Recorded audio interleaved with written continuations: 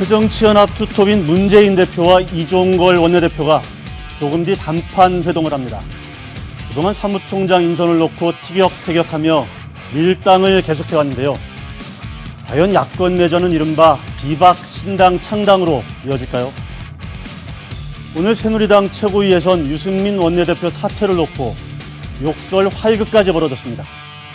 친박은 유승민 고사작전에 나섰지만 오히려 유승민 사단은 견고하게 방어벽을 구축하고 있는 양상인데요. 자, 야권 내전, 여권 내전의 끝은 어디일지 집중 분석해드리겠습니다.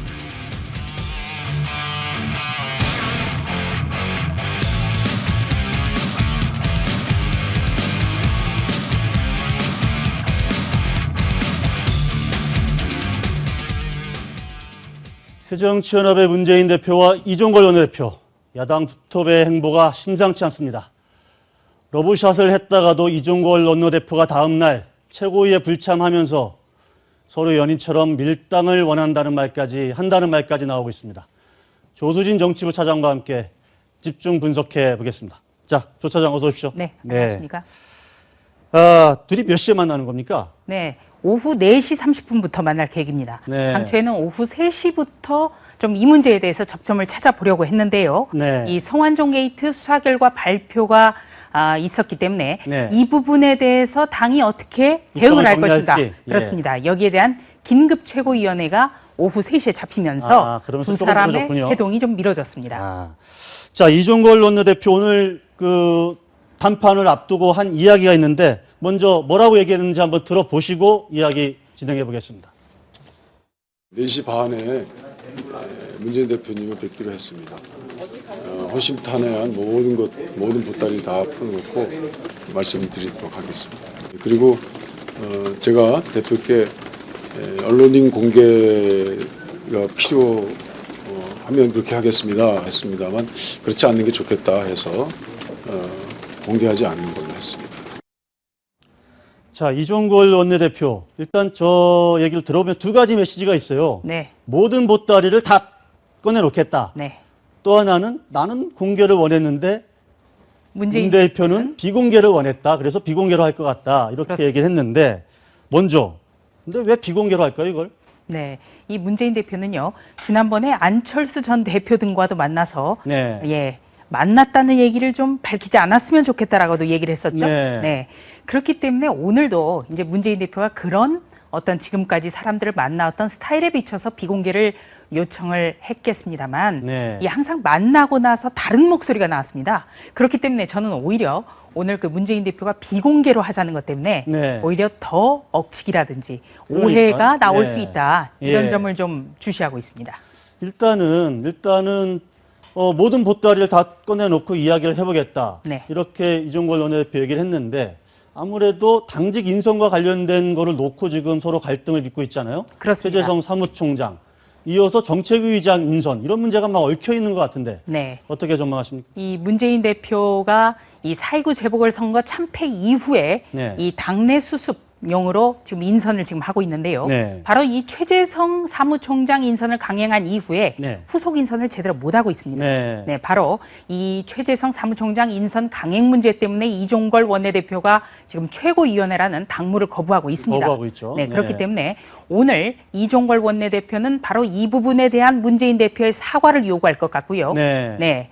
그렇다면 앞으로 이 당내 인선에 대해서 어떤 생각을 갖고 있는지, 네. 그러니까 나머지 어떤 조직 사무부총장 문제라든지 네. 이 정책위 의장에 대해서는 문재인 대표가 어떻게 생각하는지, 네. 그리고 또 한 가지는 이 사무총장을 여기서 지금 이 문재인 대표가 번복하지 않겠다는 의사가 분명하기 때문에 네. 그렇다면 이 사무총장이 내년 총선에 이 공천권을 행사할 가능성을 최대한 축소하려 하는데 여기에 대해서 문재인 대표는 어떤 생각인지 네. 이 부분에 대해서 중점적으로 따져 물을 것 같습니다. 김상곤 혁신위에서도 사무총장의 공천권 관여를 좀 배제하겠다 이런 입장을 밝힌 상태였잖아요. 네, 그렇습니다. 바로 김상곤 혁신위원장 같은 경우에는 이 사무총장 인선에 대해서 친노 간 개파 대결이 계속 벌어지고 있고 혁신위의 어떤 혁신 조치도 전혀 진전이 되지 않자 나름의 중재안을 내놓은 겁니다. 과연 오늘 문재인 대표가 이 부분에 대해서 어떤 조치를 입장을 내놓을지 네, 그것이 주목되고요. 또 한 가지는 지금까지는 이제 이종걸 원내대표가 이 문재인 대표가 강행한 사무총장 인선은 받아들이고 네, 반면에 어떤 정책위 의장 인선은 뭐 비노 인사가 한다든지 됐느냐 이렇게 관측이 됐습니다만 이종걸 원내대표 측에서는 펄쩍 뛰었습니다. 이거는 어떤 지분 챙기기를 위한 어떤 일종의 담합이 아니라는 겁니다. 그러니까 이 사무총장 인선 그러니까 내분에 촉발된 이 문제점부터 따지고 들겠다. 어제부터 이종걸 원내대표는요. 허심탄회하게 얘기하겠다. 모든 오해를 풀겠다. 이렇게 결기를 보이고 있습니다. 일단은 그런 문재인 대표가 사무총장 강화한 거 사과한다. 그리고 사무총장이 내년 총선 공천권이 총괄 간사 역할을 하는 거 못하게 하겠다. 대신 그것 좀 인정해달라 사무총장. 그리고 정책위 의장은 지금 언론에는 최재천 의원 이런 분들이 거론이 되는데 이런 분들로 하자. 이렇게 되면 대충 봉합이 될까요? 네, 아마 그 정도의 시나리오라면은 이 비노 중독에서도 받을 수 있는 거죠. 우선 가장 중요한 것은 이 최재성 사무총장의 내년 총선과 관련해서 역할을 어느 정도 규정할 것인가. 이게 가장 큰 문제고요. 그렇다면 이것과 아울러서 정책위 의장이라든지 또 수석 조직사무부총장이라든지 이런 나머지 인선에 대해서 문재인 대표가 과연 탕평인사다운 모습을 보일지 이 부분이 주목이 되고요. 또 한 가지는 지난 28 전당대회 그러니까 문재인 대표가 선출됐던 전당대회에서는 사무총장을 비롯해서 정책위 의장까지 최고위원회의 의결로 결정하게 돼 있습니다. 그렇기 때문에 이종걸 원내대표 같은 경우는 이 절차적인 문제, 28 전당대회 때 개정이 된 이 당헌 규정을 들어서 절차를 지켜야 된다. 그것이야말로 절차적 민주주의다. 이런 식으로 논리를 펼 수 있겠습니다. 그런데 이제 그간에 문재인 대표와 이종걸 원내대표 그간에 그동안 보여온 행보라든지 언행이라든지 정치적 어떤 메시지라든지 이런 걸 보면 뭐랄까 되게 좀 분명한 서로 대화가 오가지 않을 가능성이 상당히 좀 높다. 지금 일각에서는 지금 문재인 대표와 이종걸 원내대표가 서로 무슨 밀당을 하고 있는 것 같다 이런 얘기까지 좀 하거든요. 마치 연인 사이에 밀당 같다라든가 금성에서 온 재인, 화성에서 온 종걸 이렇게 얘기를 하는데요. 이 문재인 대표와 이종걸 원내대표뿐만 아니라 이 문재인 대표와 단독 회동을 한 뒤에는 늘 잡음이 났습니다. 그러니까 김한길 전 대표라든지 박지원 전 원내대표, 안철수 전 대표 모든 사람들이 자신이 이렇게 의견을 개진을 했고 문재인 대표도 수긍한 것 같은데 문재인 대표는 마이웨이를 했다. 이런 주장을 지금 펴고 있거든요. 그래서 이 정책위 의장만 하더라도 이종걸 원내대표 같은 경우에는 이 탕평 인사라든지 최고위 의결을 거치기 위해서는 최재천 의원 정도면 좋겠다. 이렇게 전달을 한 것으로 알고 있는데요. 여기에 대해서 문재인 대표가 과연 받아들일지. 왜냐하면 이 사무총장 인선 때도 분명히 이 비주류 진영에서는 이 광주 3선인 김동철 의원을 좀 임명해줬으면 좋겠다라고 의견을 개진을 했는데요. 문재인 대표는 알았다. 이렇게 얘기를 했지만 결과적으로 다음 날에 문재인 대표가 임명을 한 것은 최재성 사무총장이었다는 거예요. 그래서 이종걸 원내대표 같은 경우에도 문재인 대표와의 회동 뒤에 문재인 대표가 최재성 카드를 접은 것 같다. 물 건너간 것으로 알고 있으면 된다라고 기자들에게 자신감 있게 얘기를 했다가 다음 날에 굉장히 스타일을 구긴 적이 있습니다. 그래서 이 문재인 대표의 발언은 분명히 우리말로 진행이 되지만 항상 만나는 사람들은 영어 하는 것보다 더 어렵다. 이런 평가까지 나오기 때문에 지켜봐야겠습니다.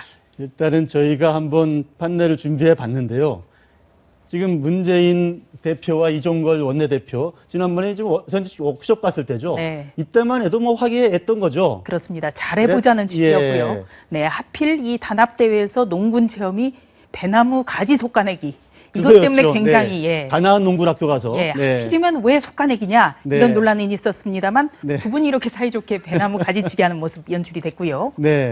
그러다가 이제 사무총장 인선 문제로 삐걱된 겁니다. 그렇습니다. 여기에서 이종걸 원내대표가 당 깨자는 거냐 이렇게 고함을 지르면서 격돌을 한 적이 있습니다.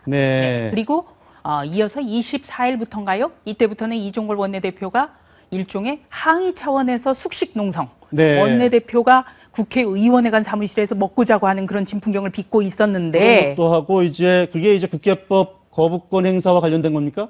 아닙니다. 사무총장 인선 때문에 24일부터 했는데요. 바로 그 다음 날 대통령이 거부권을 행사 그러니까 어떻게 보면 이 바깥의 위협이 왔기 일단 때문에 전선이 또 그렇습니다. 외부로 쳐진 거죠. 안은 대동단결할 수밖에 없는 네. 그런 그림이 연출이 된 겁니다.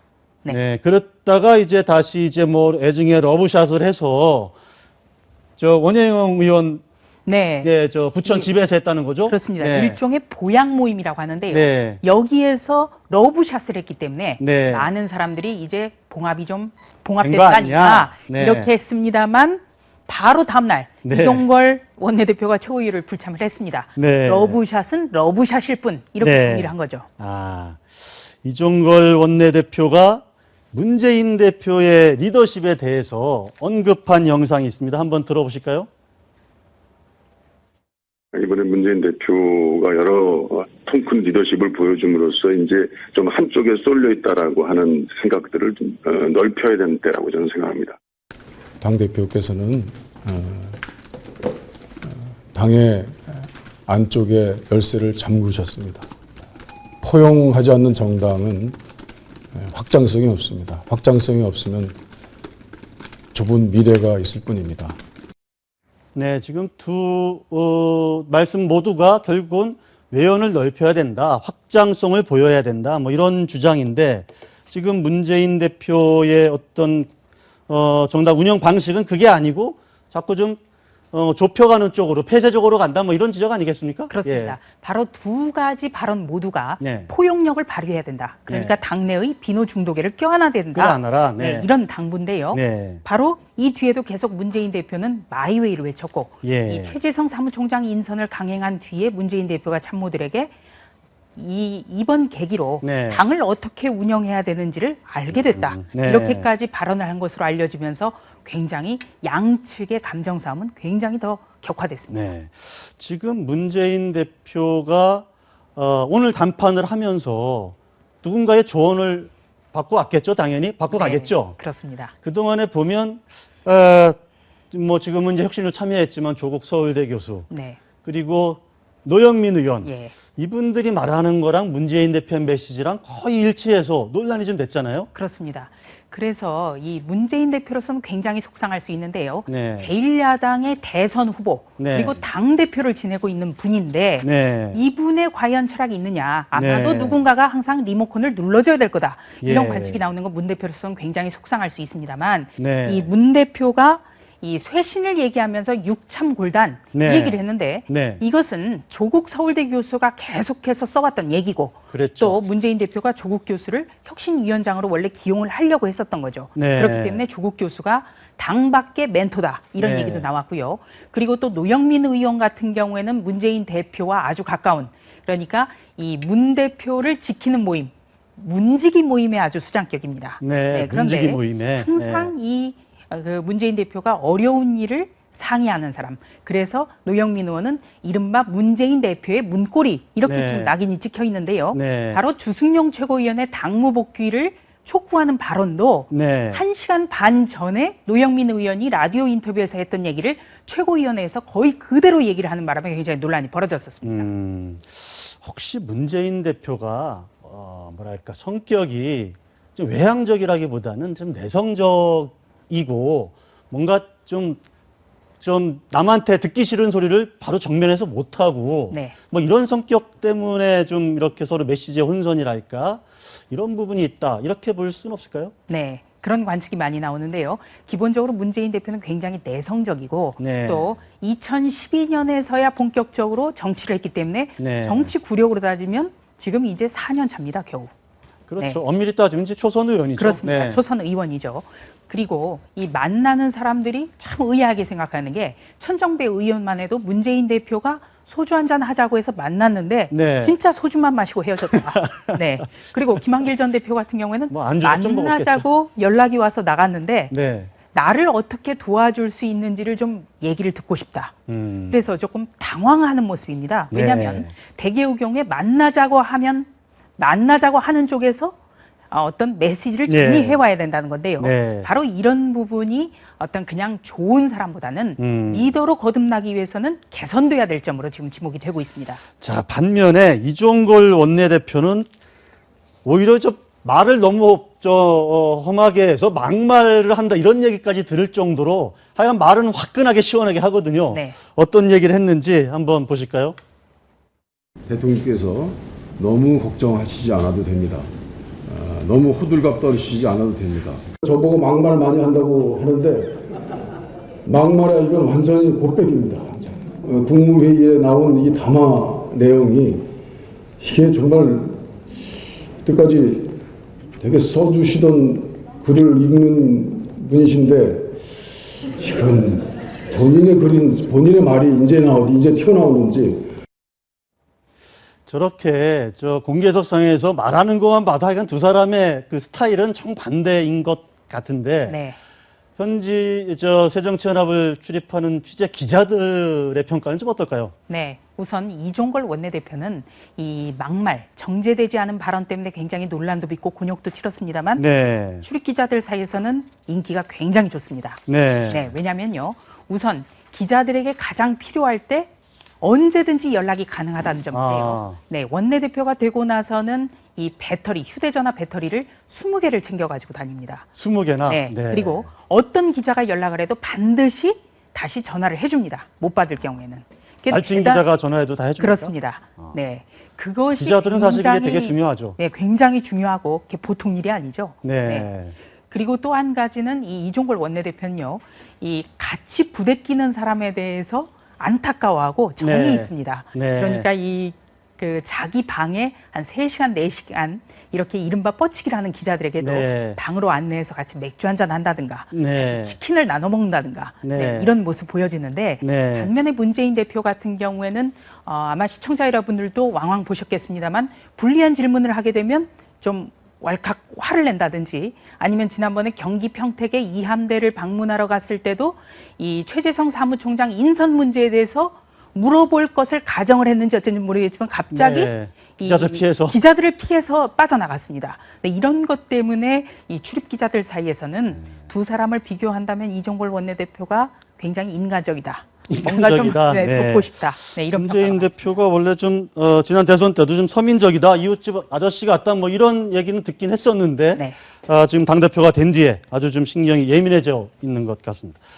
그런데 이제 당 상황은 그런데 지금 또 좀 그것을 좀 넓혀서 본다면 이게 찰봉합이 안 되고 결국은 이제 내년 총선을 앞두고 비노 세력들이 별도의 신당을 창당하는 것 아니냐 그런 움직임들이 실제 있다. 뭐 이런 보도들이 나오고 있는데. 네. 보도뿐만 아니라 속길이가 어떻습니까? 네, 실제로 굉장히 지금 특히 이 광주와 호남을 중심으로 해서 굉장히 그 물밑에서 여러 가지 조율이 나오는데요.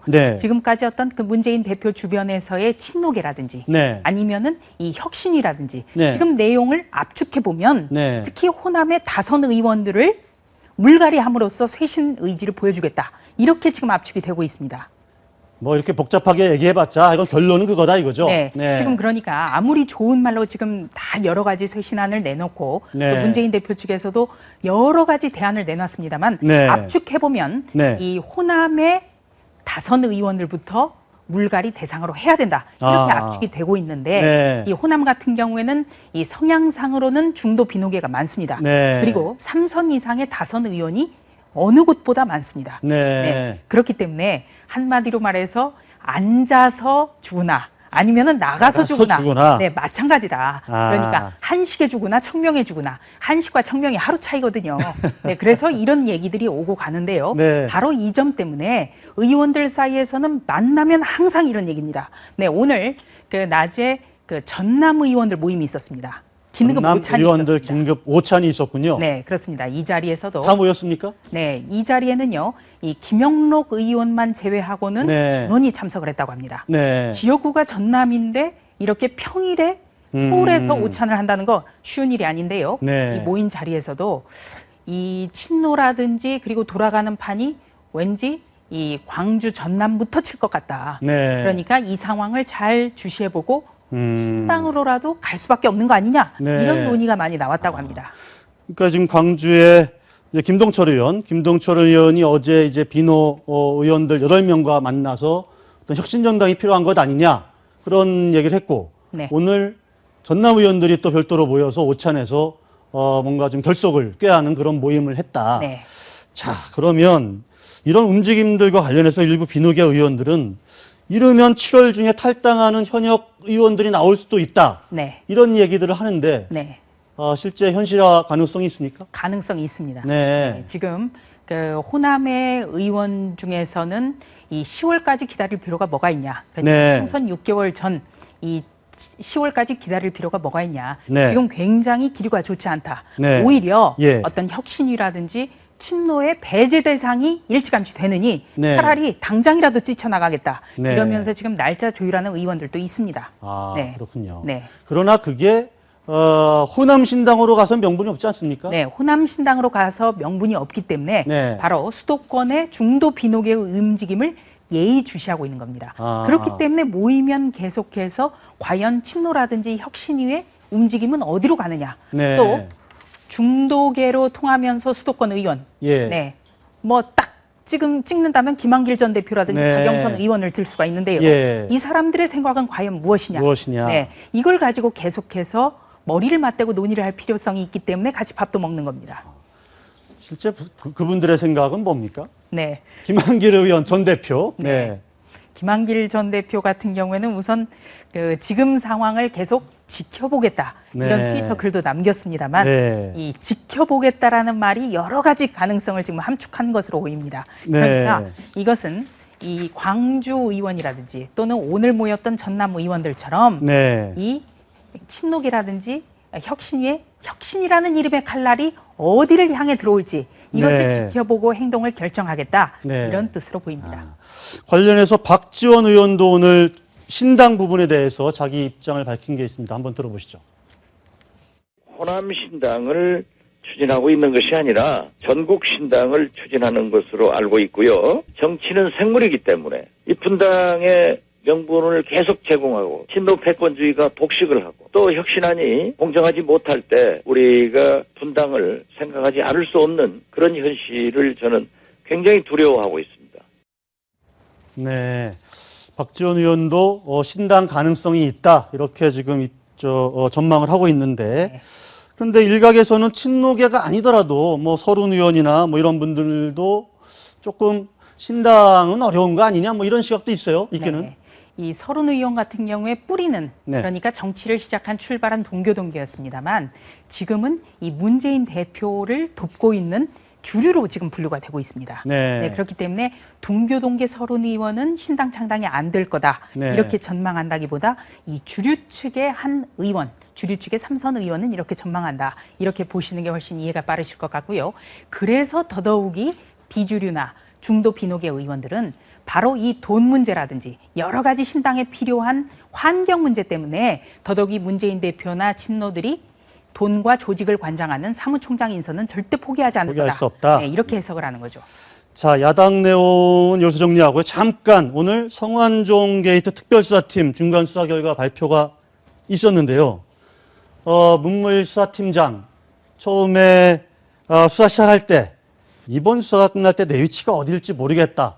이렇게 이야기를 하지 않았습니까? 네, 그렇습니다. 문무일수사팀장의 위치가 어디로 갈까요? 네. 이제 우선은 지금 대전지검장이니까 대전으로 돌아가겠습니다만 저 얘기를 한 거는 네. 그만큼 수사가 어렵고 네. 또 살아있는 권력을 향한 수사일 수밖에 없기 때문에 잘못하면 그러니까 수사 결과에 따라서 본인이 다칠 수 있다라는 얘기고요. 네. 실제로 지금 이번에 김현웅 법무부 장관이 임명이 됐습니다. 네. 김현웅 법무부 장관이 문무일 지검장보다 두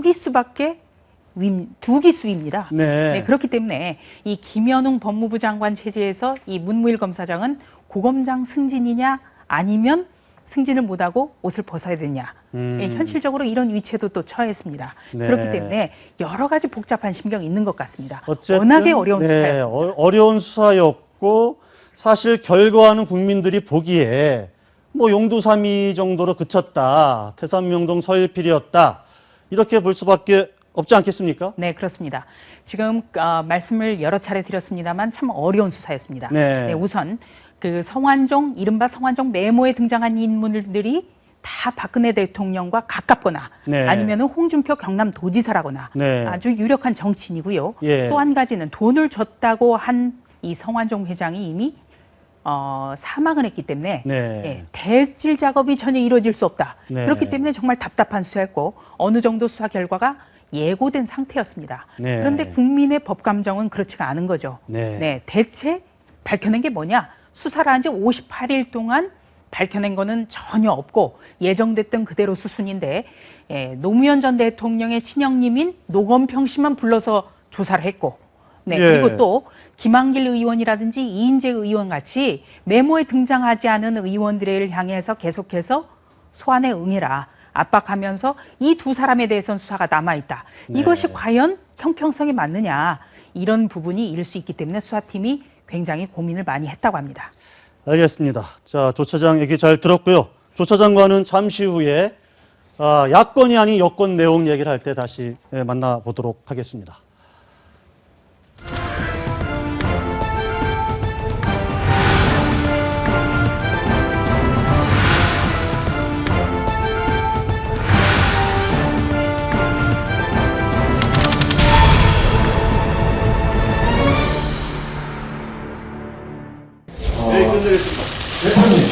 대표님, 대표님, 이렇게 할 수 있습니까?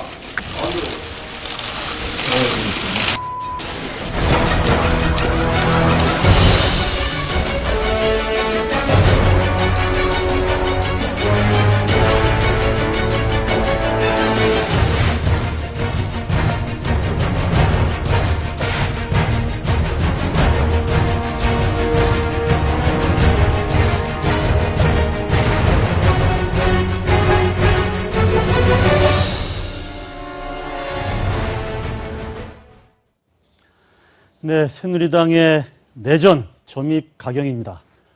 유승민 원내대표의 사퇴 문제를 놓고 오늘은 언쟁의 욕설이 이어진 그야말로 활극이 벌어졌습니다. 여성원 변호사, 장성호 건국대 교수, 김성욱 한국자유연합 대표, 그리고 조순희 차장 계속 함께하겠습니다. 어서 오십시오. 네, 안녕하세요. 예.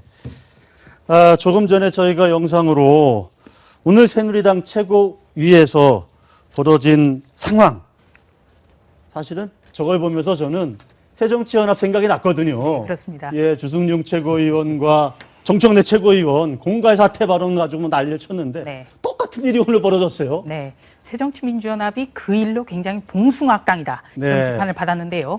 오늘 새누리당 최고위는 그보다 더 수위가 높았습니다. 네, 대체 어떤 상황에서 어떤 얘기가 오다가 저 지경까지 간 겁니까? 네, 우선 정의화 국회의장이 국회로 돌아온 국회법 개정안을 다시 한번 표결에 붙이겠다. 네. 그 시기가 6일이다. 그렇기 때문에 이번 주 며칠 동안은 좀 휴전이 아닌가 이렇게 네. 예상을 했었습니다만 어제 중진 의원 최고위원 연석회의에서 이 비노계 중진들이 앞장서서 네. 이 유승민 지키기에 나섰습니다.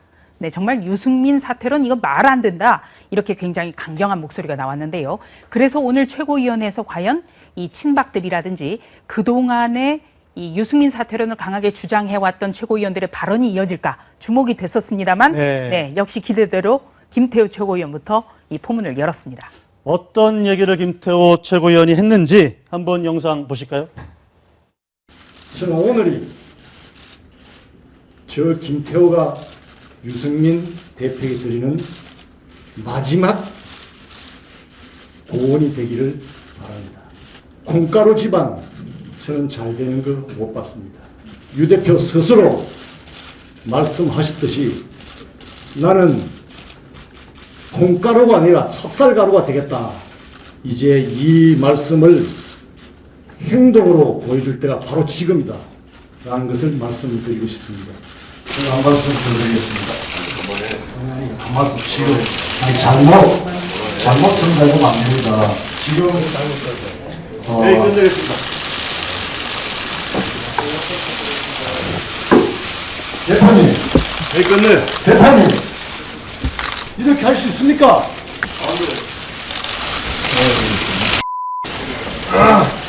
사태 지위가 분명히 있는데 이렇게 말을 어렵게 만드는 사퇴하는데 뭐 때문에 사태 지위가 어렵 이 상황이 사태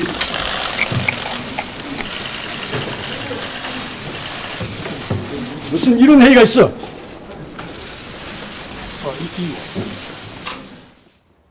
네, 오늘 오전 최고위원회의에서 저런 상황이 벌어졌습니다.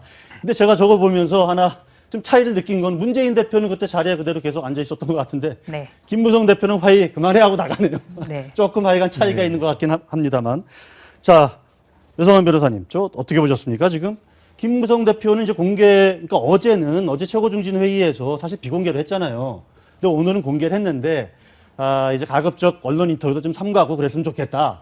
이렇게 얘기를 했는데, 그러니까요. 김태호 최고위원이 또 얘기를 꺼낸 거거든요. 지금 지금 유승민 사태에서 네. 가장 입장이 곤란한 분이 바로 김무성 대표거든요. 네. 뭐 박근혜 대통령 편을 들자니 또 이렇게 되고 네. 유승민 대표 편을 들자니 또 그렇고 그래서 이제 당 대표로서 그 의원들에게 좀 항구령 비상을 내렸지 않습니까? 유승민 원내대표의 거취에 대해서 당분간 언급을 하지 말아라. 네. 아마 그게 그 최고위원들 간에도 전부 다 그렇게 이야기 됐을 거고. 네.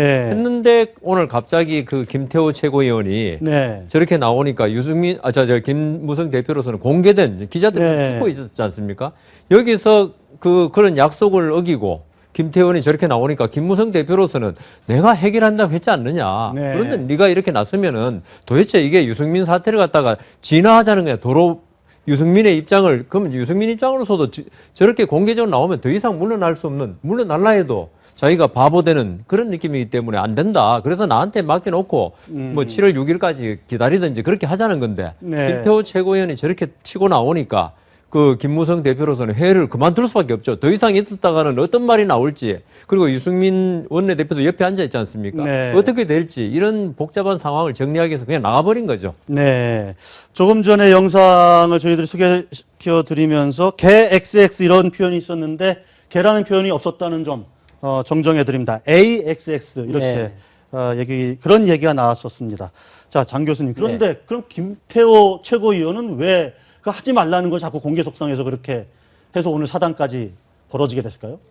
이미 돌아올 수 없는 강을 건넌 것 같고 네. 최초의 국회법과 관련한 작은 거죠. 어떻게 보면 작은 걸로 촉발한 것이 어떻게 당의 분단까지 갈 수 있는 사안이 되지 않을까 이렇게 생각하고 이 국면에서 가장 지금 압박감을 가진 것은 유승민 원내대표라고 저는 생각을 합니다. 네. 어떻게 보면 개인적으로 보면 연민의 정도 느껴질 수도 있는데 네. 김태호 최고가 저렇게 하는 것은 이미 최고위원 자체가 양분되어 가고 있다는 것을 저는 뜻한다고 봅니다. 한쪽으로 정치권이 그렇지 않습니까? 네. 정치 권력과 관련해서는 어느 한쪽에 줄을 쓸 수밖에 없는 것이 네. 나중에 A에 내가 섰을 때 나중에 농공행상할 때 가장 큰 어떤 보상을 받을 수 있는 유리한 고지를 선점하고 있는 그렇죠. 것은 애매한 양쪽 다 양다리 거쳤다가는 양다리 양쪽 모드로부터 정치 대척당하게 권력 돼 있죠. 예. 투쟁으로 이것을 우리가 해석을 한다면 네. 양다리는 기회주의자밖에 될 수 없고 네. 결국은 기회주의자한테는 또 기회가 오는 사례가 거의 없지 않습니까? 네. 그렇게 봤을 때 중요한 것은 박근혜 대통령의 지금 의중이 네. 어디에 있냐. 최초에는 물론 국회법에 대해서 정치적인 누군가가 책임을 지고 그리고 국회가 입법 과정에서 지금 국민한테 배신을 줬다. 그런 차원에서 얘기했지만 네. 정당이라는 것이 어떤 동지적 차원에서 뭉쳐진 결사체 아닙니까? 네. 그렇게 봤을 때 박근혜 대통령의 그런 워딩은 유승민 원내대표와 앞으로 정치적 동지로서 같이 할 수가 없다는 것을 네. 선언했다고 알겠습니다. 봅니다. 네. 자, 김 대표님. 그런데 지금 김무성 대표가 그 이후에 이런 얘기를 했습니다. 한 번 발언했으면 됐지. 그걸 또다시 중복, 삼복한다는 거, 그거 예의에 어긋나는 벗어나는 일 아니냐. 네. 이렇게 지적을 했거든요. 김무성 대표가 저렇게 회의를 중단하고 나간 거 어떻게 보셨습니까? 네. 뭐 김태호 최고위원이 말한 내용 가운데 네. 정말 마음에 와닿는 단어가 하나 있습니다. 아. 새누리당이 지금 콩가루다라는 걸 그대로 보여주고 있는 건데요. 콩가루다? 네. 비비 여부를 떠나서 네. 누가 잘못했건 떠나서 네. 이 국민들에게 비춰질 때는 정쟁으로 비춰집니다.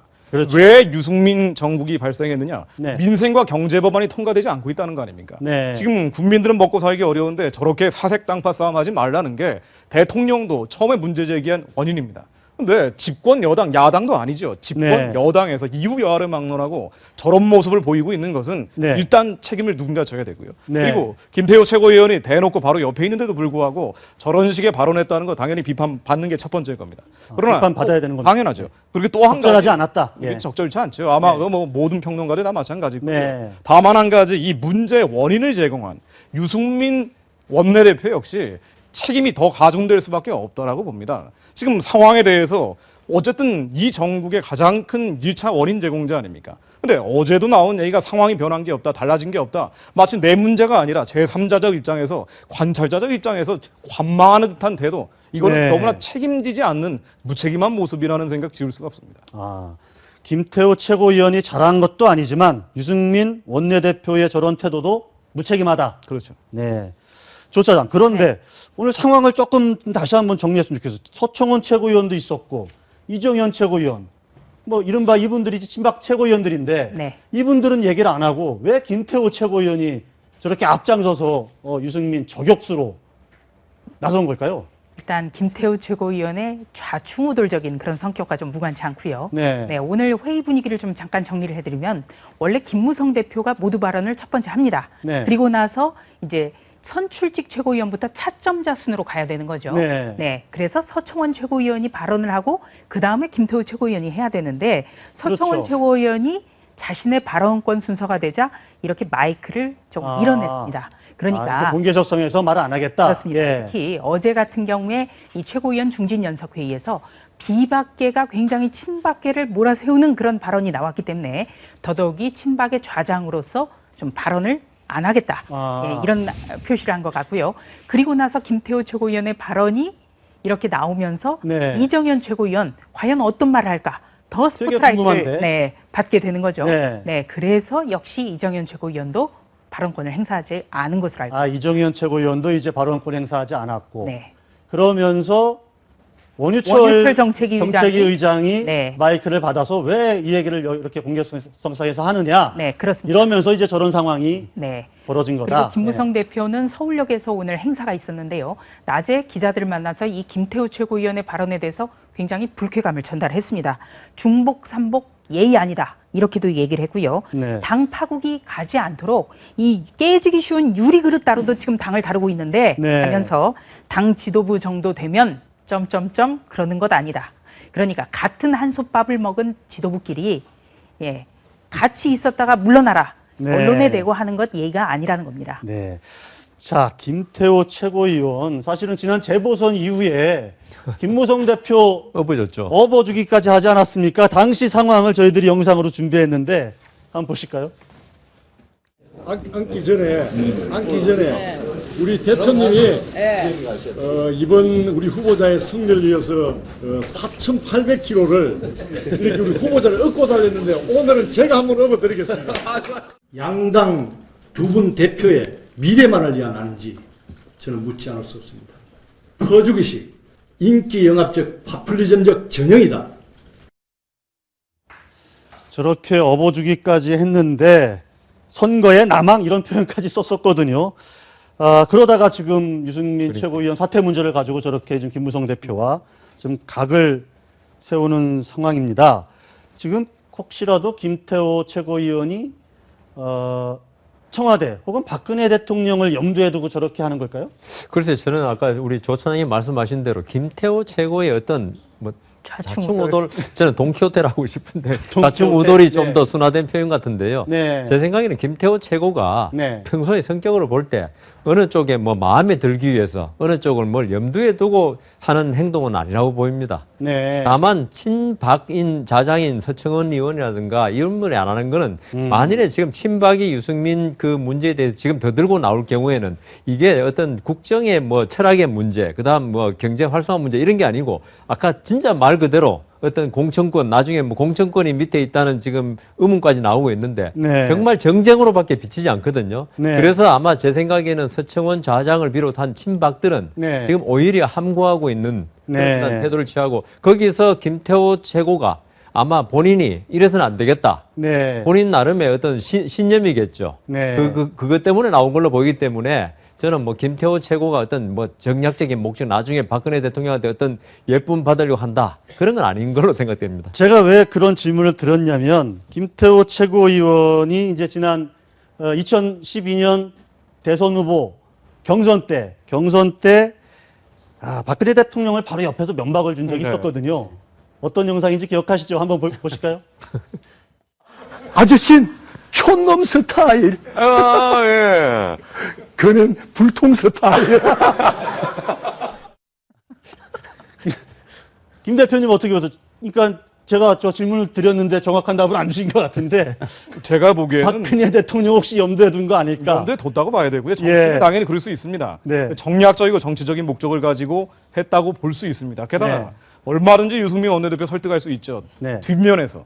뒤에서 개인적으로 할 수 있습니다. 그런데 마이크가 켜져 있는데 네. 특히나 김무성 대표가 자제하라는 함구령을 내린 상황에서 그 얘기를 하면은 네. 얼마나 후폭풍이 클지는 본인도 예상을 했을 겁니다. 네. 지금 친박 계열에서 자기 유력한 대권 후보가 없죠. 네. 그럼 본인이 한번 욕심을 노려볼 만합니다. 네. 다만 이런 것이 과연 대한민국 국가 안정에 도움이 되느냐? 본인이 세웠던 명분, 네. 국가 안정을 위해서 유승민 원내대표가 물러나라고 하는데 본인의 명분 자체를 오히려 흔들 수도 있고요. 그래서 만약에 김태호 최고위원이 이런 발언을 하지 않았다면 훨씬 더 설득력이 있었을 텐데 네. 김태호 최고위원의 기존의 행적들, 네. 예를 들면 2014년도 10월 달에 최고위원 사퇴하면서도 뭐 굉장히 아수라장을 만들고 나갔다가 다시 들어왔죠. 네. 이런 과거의 족적들이 있기 때문에 오히려 좀 설득력이 떨어지지 않나, 진정성에서 약화되는 게 아닌가. 네. 이런 생각이 저는 이 김태호 지금 최고가 어떻게 보면 그 다선은 했지만 그래도 네. 아주 순수한 어떤 모습을 저는 보여준다고 봅니다. 본인이 생각했을 때 이 난국, 이 네. 분란의 난국을 해결할 수 있는 길은 유승민 대표가 사퇴하는 길밖에 없다는 없다라는 것을 예, 확신을 하고 본인이 네. 확신을 갖고 얘기하다가 막 흥분을 하다 보면 네. 그것을 주제할 수가 없는 그 캐릭터를 가지고 있기 때문에 하는 것이고 네. 예를 들어서 박근혜 대통령이 국무회의에서 선언을 했는데 박근혜 대통령이 지금까지 정치 역정이라든가 성격을 봐서 그것을 처리할 수가 있겠습니까? 그것을 없다는 것을 김태호 최고는 알고 네. 그리고 또 술을 한 수, 두 수, 세 수까지 보면서 네. 여러 가지 정치적인 제스처를 취하면서 지금 이런 행동을 했지 않았나 보습니다. 오늘 저 사단을 벌인 뒤에 기자들이 이제 김태호 최고위원 의원역으로 찾아가서 대체 왜 그랬느냐 비슷한 얘기를 했습니다. 아니 계속 상황 변화는 없다고 말하고 있잖아. 이런 얘기를 하면서 이게 당을 파국으로 이끄는 길이다. 뭐 이런 자기는 충정에서 한 얘기다. 그리고 뭐 기자들이 이런 것도 물어봤습니다. 청와대 다녀와서 그러는 거 아니냐. 그런 얘기도 돈다 했더니 절대 자기 청와대 갔다 온 적도 없고 전화 한 통 한 적도 없다. 이렇게 강력하게 네. 부인을 근데 했습니다. 이제 제가 김태호 최고위원 보면서 좀 안타까운 생각이 드는 건요. 이 최고위원 그리고 특히 이 김태호 최고위원에 대한 새누리당 지지자들의 이 기대가 굉장히 크다는 겁니다. 네. 50대 최고위원 탄생. 네. 바로 좀 보수지만 참신함을 보여달라는 그런 여망이 깔려 있었던 거거든요. 네. 그런데 지금까지 김태호 최고위원이 보여주는 것은 조금 막말로 비칠 수 있는 네. 그런 국민을 홍어 뭐로 하느냐 이런 네. 발언도 있었고요. 여러 가지 지금까지 있었습니다. 작년에 10월에 최고위원직 그만두면서도 이 뭔가 좀 알쏭달쏭한 알아듣기 네. 어려운 반만 축내고 있는 국회의원들을 하면서 나부터 벗어 던지겠다 이렇게 네. 얘기를 했거든요. 이 이명박 정부 때 차세대 정치 지도자로 지목이 되고 그것 때문에 국무총리 후보로 지명도 됐습니다만 각종 여러 가지 3년차 때 그렇습니다. 된 겁니다. 의혹 3년차 때문에 때 8월에 의혹 때문에 낙마가 됐거든요. 네. 그럼에도 불구하고 경남에서 김태호 의원을 의원으로 선출해 준 것은 다시 한번 가능성을 열어준 겁니다. 예, 다시 한번 좀 정치를 보여달라 이랬는데요. 그렇다면 더더욱이 경박한 정치를 보여줘서는 안 되는 거죠. 네, 자 유승민 원내대표 얘기를 잠깐 좀 해보시죠. 유승민 원내대표 어제 청와대의 사퇴 압박을 느끼냐 했더니 전혀 압박을 느끼지 않는다 이렇게 얘기를 했습니다. 그리고 실제로 지금 새누리당 여권의 어떤 세력 개파간 구도를 보면 오히려 지금 유승민 사단이 형성이 되고 뭔가 견고해지는 그런 양상이 좀 생기고 있거든요. 어떻게 보십니까? 제 생각에는 저거는 유승민 원내대표 레토릭이라고 봐야 되겠죠. 네. 그건 지금 유승민 원내대표가 청와대 압박을 말을 하건, 박 대통령이 말을 하건, 청와대에 있는 누가 말을 하건, 친박이 말을 하건 안 하건, 그 압박감은 지금 상당하죠. 여기서 내가 압박감을 느낀다. 이러면 이거는 더 이상 할 게 뭐 있습니까? 더 이상 느끼고 물러나야 되는 그러니까 거니까. 느끼고 네, 물러나야 논리적으로. 된다는 거죠. 네. 이 때문에 유승민 대표가 저렇게 말하는 것은 아직 좀 내가 명예롭게 퇴진하든 어떻든 네. 내가 시간을 가지고 생각할 그걸 달라는 거죠. 네. 내가 여기서 진짜 압박 안 느껴서 내가 의연하게 행동한다 이건 아닌 것 같습니다. 자, 지금 김 대표님 지금 네. 새누리당의 어떤 세력 구도가 사실 친박이 유승민 물러나라 해도 그게 잘 관철이 안 되는 어떤 역학 구도가 형성돼 있다 이렇게 볼 수 있지 않겠습니까? 네, 뭐 지금 뭐 역학 구도상 네. 그래서 의원총회를 갈 수가 없는 거고요. 네. 그리고 유승민 사단이라는 것 역시 저는 뭐 언론에서 만들어낸 단어라고 생각을 합니다. 유승민 네. 사단이라고 볼 만큼 네. 유승민 원내대표가 사단장 역할을 할 한 수도 중대 정도는 되지 않을까요? 그 정도의 이념적 어떤 견고함이 없다라고 저는 생각을 합니다. 다만 네. 지금 현재 벌어지고 있는 당내 민주주의라는 걸 지켜왔는데 왜 이것을 대통령이 훼손하느냐. 네. 여기에 대한 반발감으로 반박근혜 정서로 모여 있지만 아. 여기에는 키워드가 없습니다. 어떤 공통된 교집합이 없습니다. 하나 지금 나오고 있는 게 경제 민주화 같은 얘기하고 있는데요. 네. 경제 민주화 관련 법안들을 많이 주장했다. 네. 다만 이거는 지금 뭐 그리스 사태 얘기 나오는 것처럼 포퓰리즘으로 비난받는 그런 법안들이기도 하고 이분들을 공통적으로 모아줄 수 있는 교집합이 없고 네. 단순히 반감으로만 모여 있기 때문에 이것이 어떤 세력화된 것이라고 보기도 어렵고요. 그리고 지금 뭐 여러 가지 이합 집산이 되고 있습니다만은 지금 새누리당이 기존에 보여왔던 무이념, 무가치, 어떤 특정한 이념과 가치를 지향하지 않은 중도적 성격이 양파벌다 지배적이라고 봅니다. 자, 그렇기 때문에 내년 총선을 앞두고 본인들의 이해관계에 따라서 이합집산할 뿐이지 이것이 유승민 사단으로 만들어지지도 않았고 또 비박, 반박 간의 갈등도 더 큰 위험 수위로 가지 않을 것이라는 게 제 뭐 기본적인. 근데 네. 그 이념 이 부분에서는 지금 우리 김 대표님 말씀이 맞지만은 제가 이번에 그 유승민 원내대표를 갖다 지원한다 그래야 되나요? 이런 분들의 그 성향은 네. 이번에 국회법 할 때 네. 유승민 대표를 도와준다 뭐 하지만은 그 찬성표를 던졌던 분들 아니겠습니까? 네. 이런 분들 입장에서 볼 때 박 대통령의 어떤 이번에 언급은 의회 민주주의 그리고 상권 분립 이런 헌법 정신에 반한다는 그러니까 꼭 이념으로 자유 경제라든가 뭐 그 저기 복지 경제나 이런 문제가 아니고요. 제 생각에는 이 의원들의 생각에는 이 국회가 더 이상 이래서는 안 된다는 이런 면에서도 서로 동조를 할 수 있는 면이 있다고 보입니다. 저는 이제 현실적으로 보면 예를 들어서 유승민 원내대표가 급격히 흔들려가지고 와해가 되면 그 다음에 이제 김무성 대표의 공천권이라든가 대표로서 위상도 상당히 치명상을 입을 가능성은 상당히 많습니다. 그러면 지금 동조하는 분들이 보면은 반박적인 그리고 네. 비박적인 성향의 중진들이 상당히 많지 않습니까? 네. 그래서 이분들이 내년 공천권이 상당히 지금 걱정이 돼서 네. 본심은 그렇지 않더라도 동물적인 감각으로 지금 이쪽으로 이렇게 옹호하고 있지 않나 그렇게 봅니다. 네. 어찌됐든 신보수로 똘똘 뭉쳐서 어떤 정치 세력화를 해서 어떤 큰 개파를 형성하는 것까지는 쉽지 않을 것 나 이거 같다. 어렵고요. 어려울 아마 거다. 네. 박근혜 대통령이 큰 소리 한 번만 치면은 지금 유승민 사단은 좀 와야 되나. 네, 저는 조금 다른 생각인데요. 이 유승민 원내대표, 김무성 대표가 유승민 원내대표에 향해서 딱 한마디로 규정을 했습니다. 까칠하다. 네, 정말 이 까칠하다라는 표현이 너무나 적합한 분이 네. 바로 유승민 원내대표인데 그만큼 어떤 개파의 수장이라든지 아니면 보스 기질이 있다든지 그런 분은 전혀 아닙니다. 네. 다만 이 지금 새누리당의 이 의석 분포를 보면요. 지금 최경환 경제부총리로 압축이 되는 이 진짜 친박의 핵심들은 지금 내각으로 나가 있습니다. 네. 그렇죠. 그렇기 때문에 어떻게 보면 친박의 숫자가 그다지 많지 않은 겁니다. 네. 바깥으로 나가 있고 또 어떤 이 친박의 소총수라고 요즘에 평가를 받고 있는 김태무 의원 같은 분은 또 전략이 없습니다. 계속해서 나가라만 외치는 거지 마치 이제 동네 축구를 본다는 그런 느낌이 들거든요. 그러니까 계속 골을 향해서만 움직이는데 그 어떤 수비라든지 다른 전략이 전혀 지금 강구가 되지 않고 있습니다. 네. 그런 반면에 이 유승민 원내대표는 이 유승민 원내대표에게 어떤 지도자로서의 뭘 요구하는 건 아니지만 지금 금방 말씀하신 의회 민주주의라든지 삼권 분립 문제라든지 여기에 대해서 이대로는 안 된다라고 하는 상당히 젊은 의원들이 유승민 원내대표의 이 지지 그룹처럼 지금 형성이 돼가고 있고요.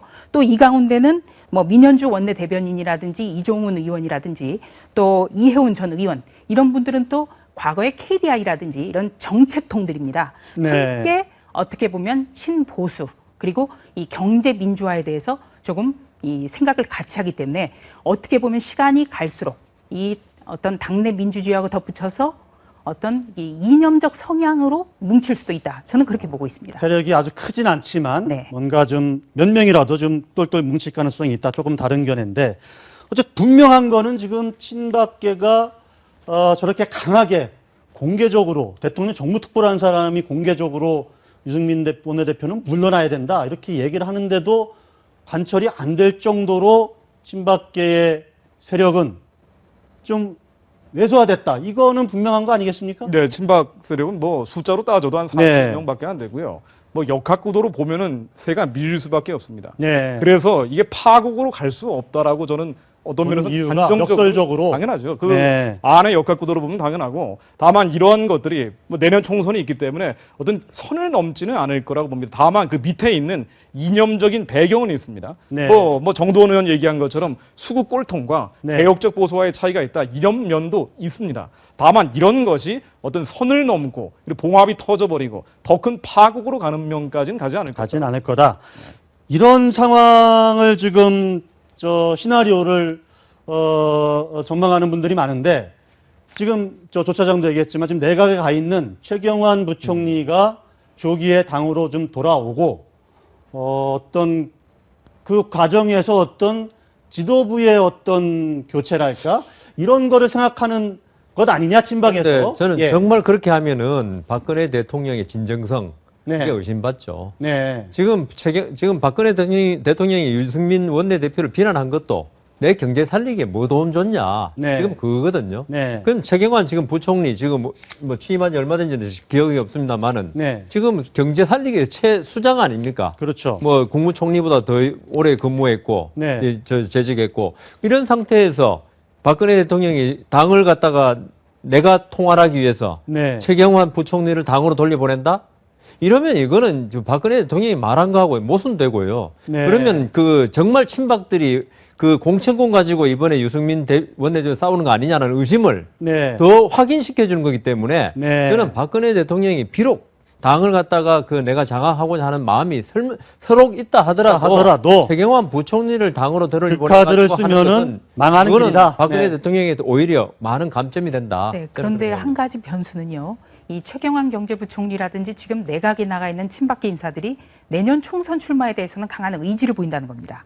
네, 그렇다면 그렇죠. 네. 이 공직자 출마에 대한 어떤 규정 등을 살펴본다면 최소한 올 가을에는 돌아와야 되는 거죠. 그렇게 되면 결과적으로 밖에 나가 있던 친박들이 들어오고 그렇다면 결국에는 내년 총선권을 둘러싼 권력 다툼이 일어날 수밖에 없다. 네. 그래서 이제 그 새누리당 안팎에서는 최경환 경제부총리가 총선 불출마 언급을 단 한 번도 하지 않았기 때문에 네. 언제 복귀하느냐 여기에 대해서 좀 관심은 갖고 있는 것 같습니다. 올 12월에는 뭐 늦어도 12월에는 복귀를 해서 해야 이제 출마를 할 수 있기 때문에 4개월 전. 네. 그렇죠. 4개월 전이니까. 네.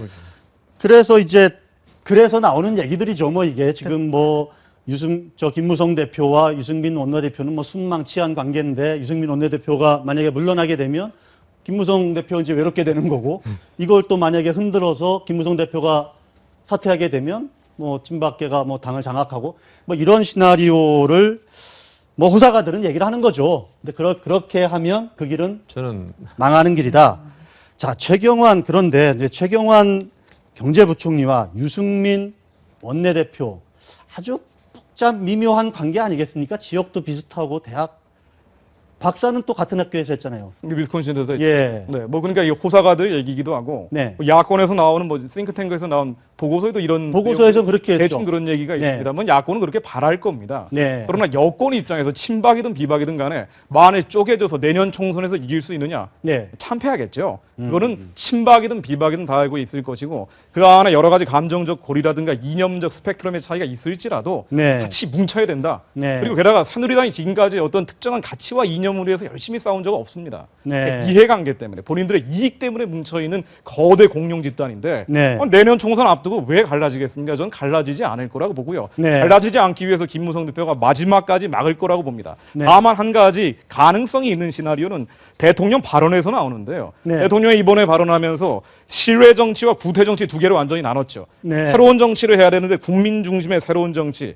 이런 정치인만 존재할 수 있도록 반드시 국민이 심판을 해야 된다. 네. 만일 박근혜 대통령이 이런 결단이 있다면, 숨은 비수를 꽂고 있다면, 네. 그러면은 아마 판을 깰 수도 있겠죠. 다만 네. 이후에 벌어지는 민생과 경제 후폭풍을 대통령이 감안한다면 네. 과연 이렇게까지 생각할까? 여기에 대해서 네. 회의적입니다. 그러기 위해서는 김무성 대표의 역할이 상당히 중요하고 저는 7월 6일이 네. 지금 뭐 재부의를 하는 날 아닙니까? 그렇죠. 그걸 기점으로 해서 저는 유승민 원내대표가 사퇴하리라고 봅니다. 아, 그렇게 전망하세요? 사퇴하고 일정 부분 대표 이상이 어느 정도 허물어질지 하더라도 네.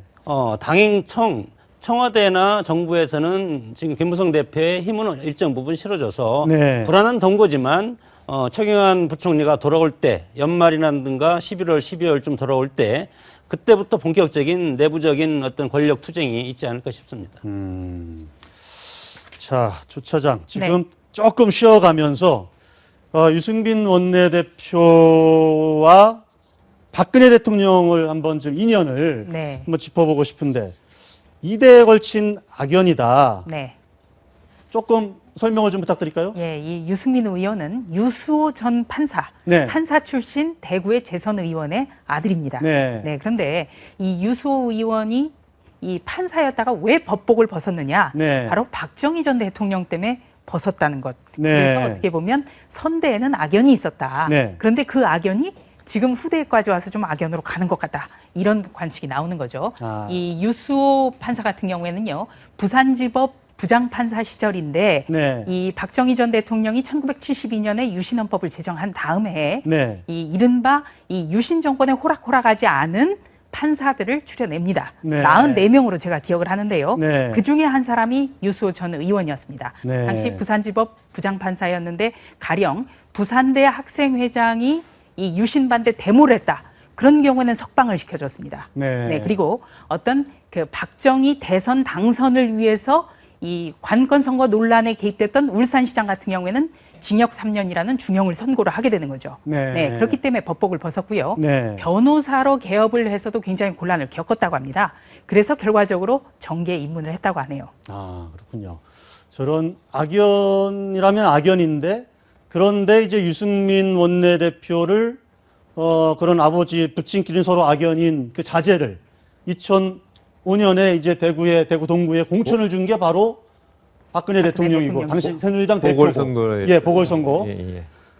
그때 이제 열심히 가서 공천도 주고 당선도 시켰는데, 시켰는데 왜 자기 정치를 하느냐. 지금 뭐 이런 거 아니겠습니까? 뭐 제가 볼 때는 우리 전통적인 유교 사상에 근거한 게 아닌가. 네. 박근혜 대통령 입장에서는 유승민 원내대표가 예. 어떤 뭐 포퓰리즘이니 뭐 정세 없는 복지니 이것 때문에 사실은 뭐 그런 것보다도 네. 내가 당신을 다 이렇게 키워줬는데 네. 감히 나한테 대들어.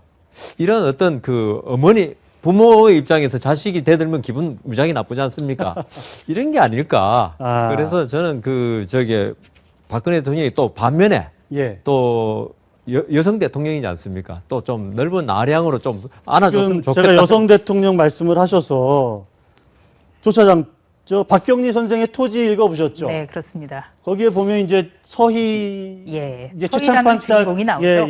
이제 몰락한 최참판 때에게 이제 예. 서희가 네. 이제 그 최참판 때를 다시 일으키기 위해서 그렇게 고군분투하는 그런 대하 소설인데 박 대통령이 좀 뭐랄까 서희를 좀 닮은 거 아니냐. 예.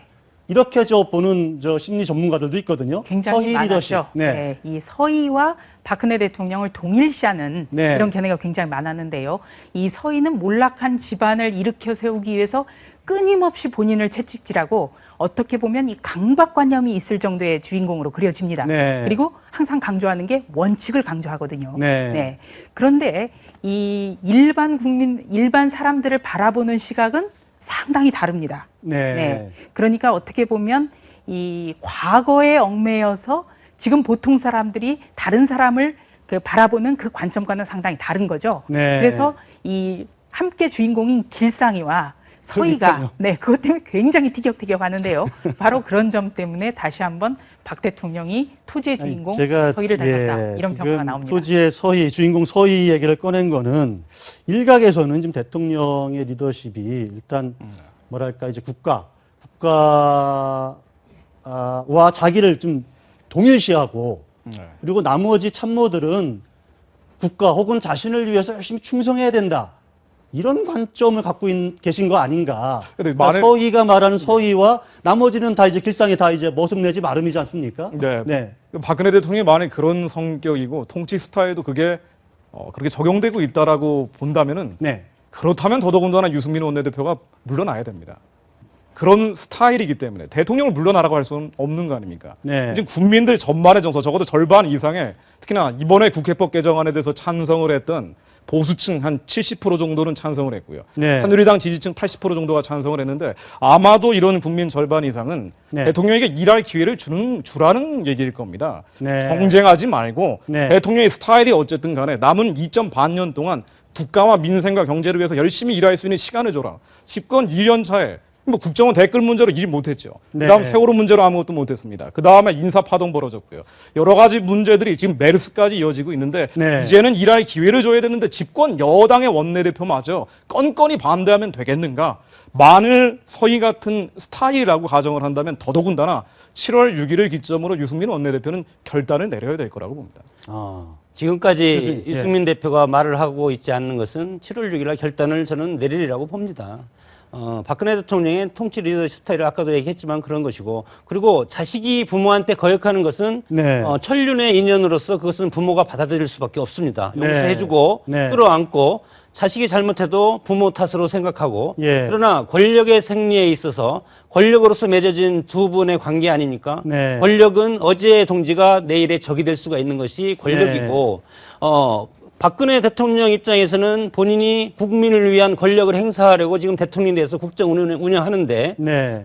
대통령의 국정 철학에 대해서 치명적으로 몇 차례 공격을 한 것은 권력의 생리상을 용납할 수가 없는 네. 인간적인 천륜의 정을 넘어서는 음. 권력의 어떤 측면에서 해석을 해보면 네. 절대 유승민 대표를 용서하지 않을 것이고, 그리고 그러면 뭐 당청이 완전히 따로 갈 수밖에 없는 상황이 되니 당청 회의 자체를 하지 않을 것이고, 유승민 원내대표가 네. 사퇴할 때까지는 같은 자리에 앉지도 않을, 갈 때까지 가겠다는. 그런데 오늘 아까 난장판된 그 최고위원회의에서의 유승민 원내대표 얘기를 들어보면 네, 물러날 것 같지 뭐 않습니다. 6일까지 다 처리하고 또 20일 내로 추경 예산안 통과시키고 통과가 중요하다. 예, 이렇게 얘기를 했거든요. 예. 그래서 그러면은 추경안이 처리되는, 그러니까 최소한 이달 말까지는 버티기로 계속 가는 거 아니냐, 네. 이런 관측이 나올 수밖에 없는 거죠. 아. 그리고 박근혜 대통령도 지금 국가관이라든지 애국심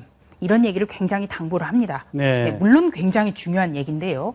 이런 얘기들이 잠깐 좀 뭐라 그럴까, 공허하게 느껴진 이유는 국가를 위해서 열심히 하고 정말 애국심을 가져야 하고 중요한데, 이 사안에 대해서 그러면 어떻게 해야 되는 것인가, 네. 이것에 대해서는 분명한 방향이 보이지 않고 있기 때문에 네. 좀 모호한 거고요. 또 5선 국회의원 출신인 대통령에게 우리가 거는 기대는 정말 원만한 정치, 오랜만에 화합의 정치를 좀 보여줘야 되는데, 네. 대통령이 마치 나는 다른 사람이고 다른 국회의원들은 어떤 국민을 생각하지 않고 구태 정치를 하고 있다, 이런 식으로 몰고 가는 것도 굉장히 좋지 않습니다. 네, 얘기를 조금 정리해 가야 될 것 같은데요. 지금 청와대 정무수석 자리가 지금 공석이고요. 사실 기대가 많았는데 이병기 비서실장도 뭔가 좀 잘 보이지 않는다, 이런 지적들이 좀 나옵니다. 어떻게 보십니까? 근데 이번에 이 판국에 네. 이병기 실장이 끼어들 자리가 있을지. 네. 왜냐하면 대통령이 어떤 이 지시라든가 네. 어떤 그 구체적인 디테일한 부분에서 이번에 사단이 났으면은 네. 이병기 실장이 났어서 이거는 이제 대통령과 그 유승민 원내대표가 조정을 하는데, 이거는 진짜 정치적인 문제거든요. 어떤 네. 법률적인 잘못이 있다거나 치명적인 잘못을 해서 그런 게 아니고 대통령과 그 유승민 원내대표 간의 어떤 정치 철학의 차이인데요. 네. 이거는 진짜 정치적인 문제 아닙니까? 네. 이 정치적인 문제에 비서실장이 개입하는 것도 이상하고, 네. 그래서 결국은 김무성 대표가 지금 어떻게 말하면 총대를 메고 있는데요. 네. 저는 제 생각에는 이걸 지금 아까 두 분 말씀하신 대로 대통령이 물러날 수 없으니까 원내대표가 물러나야 한다. 어떻게 보면 대통령과 싸워서 이길 수 예, 있는 그러니까 거고, 이게 지금 김무성 어떻게 보면 권력의 논리상 당연하다고 생각할 수 있는데, 제 생각에는 그거는 그럼 정치가 아니다. 네. 이거는 대통령 한 사람의 기분에 따라서 원내대표가 갈릴 수 있는 이런 이때까지 많이 그래왔고 선례가 또 있었지만, 그래도 네. 이제 우리가 민주주의 한 걸음 한 걸음 나아갈 때는 이 정치적으로 풀어야 되지 않느냐. 네. 왜 한쪽에는 치명적인 상처를 안기고 대통령에게만 이렇게 이득을 주는 정치를 하려고 그러느냐. 네. 정치란 게 양쪽에 다 이득을 주는 게 사실 정치 아닙니까? 그래서 저는 이번에 두 분 말씀대로 그렇게 될 수도 있겠죠. 네. 앞으로 결과는. 그렇지만 저는 당이론적으로 말하는 거죠. 네. 이래서는 안 된다. 둘 다 상처를 입지 않는 방향으로 어떻게 해결할 좋은 방법을 찾아봐야지 한쪽을 무조건 내쳐가지고 그게 과연 정치인가. 알겠습니다. 그렇게 갑니다. 지금 한 30초 정도 시간이 남았는데 지금 정무수석은 대체 왜 못하고 있는 걸까요? 네, 지금 뭐 저는- 사람을 못 찾은 거. 왜 제가 이 말씀을 드리냐면 이명박 정부 때는 그래도 현역 의원 배지를 버리고 들어간 사람들이 있었어요. 김효재 의원, 정진석 의원. 근데 왜 친박들은 그런 거 못합니까? 아니, 그래서 친박이 비판받는 거죠. 예. 그러니까 왜 이게 순장조라는 얘기까지 나오지 않았습니까? 예. 왜 그 정도로 대통령을 위한다면 그렇게 하지 않느냐, 헌신하고 희생하지 네. 않느냐. 그리고 지금까지 뭐 정무수석 자리 외교관 출신이라든가 네. 총선이라든가 비례대표 특히나 이런 문제들, 그러니까 뭔가 예. 다선 의원들을 설득하기에는 구조적으로 문제가 있었다는 지적이 계속 나오는 겁니다. 자, 이 상황이 대체 언제까지 이어질지 답답합니다. 자, 오늘 말씀 잘 들었습니다. 감사합니다. 맞습니다. 네, 이윤우 앵커가 휴가 중이어서 제가 진행했습니다. 내일 또 뵙겠습니다. 감사합니다.